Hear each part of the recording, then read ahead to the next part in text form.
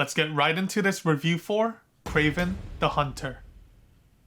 So Kraven the Hunter is officially the final film from Sony's take with these Spider-Man characters in their own segment of the Marvel universe. All of their films thus far, like Morbius, Madame Web, or the Venom trilogy, have turned out to be mediocre or, plainly speaking, terrible. So I can see why there's a negative aura around Kraven the Hunter, which is also predicted to be a box office failure even before the official release. And with the lifeline of this universe having been terminated by Sony, that means there will be no more films after Kraven, leading many people to ask themselves, why even bother watching this film at the theaters? And to get right into it, I'm here to report that Kraven the Hunter is indeed just another mediocre film which doesn't really excel at anything. And I'll be honest, I don't really know much about the character Kraven outside of this film and the recently released Spider-Man 2 video game, and after everything considered, I found the game version of this character far superior compared to the live action in almost every aspect. And when you put these two iterations of Kraven in comparison with each other,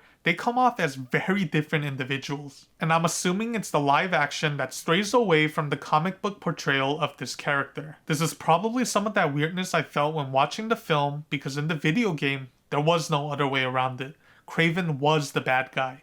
But in this film, he just comes off as an anti-hero like the Punisher, who can gain the majority of the audience's sympathy at one point or another. Now, as for the storytelling, there's nothing super exciting going on here. The main antagonists in this film come off bare bones. There's some side character arcs throughout this story that felt forced rather than implemented seamlessly into the narrative. The CGI here wasn't the best and it was pretty noticeable at times. The story here was also pretty darn predictable, and to top that off, there's even some narrative sequences here that actually spoil what'll happen in the near future, which didn't help alleviate how structurally simple this narrative experience was in terms of its already bare-bone layers. And like I said earlier, I don't know much about the character Kraven, but I still thought Aaron Taylor Johnson owned his role here. I don't know if this narrative's portrayal was comic book accurate, but I thought he played the part well. And there's some pretty good stunts and fight scenes with his character as the story progresses. At the end of the day, I didn't find myself feeling bored to the point I needed to walk out of the theaters. I did go into this film with very low expectations, but walked out feeling it was satisfactory and still passable for a popcorn flick. Definitely not as bad as Madame Web or The Crow, which I felt were the worst movies I watched this year. I put this film maybe in between Morbius and Venom in terms of its overall quality of the cinematic package here. My final score for Kraven the Hunter after being too kind for my own good is 7 out of 10.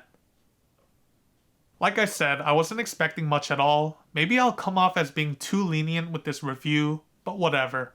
At the end of the day, I still found myself intrigued enough to watch until its conclusion. For the most part, it's an okay one-time watch cinematic experience if you allow it to be. But if you had negative feelings beforehand, I'm here to report that none of those feelings will be alleviated or changed after watching this film, so I wouldn't bother at that point. Anyways, thanks for checking this review out. More to come soon. Thanks for sticking with me on this channel, and I hope to see you again on my next upload. Until then, peace.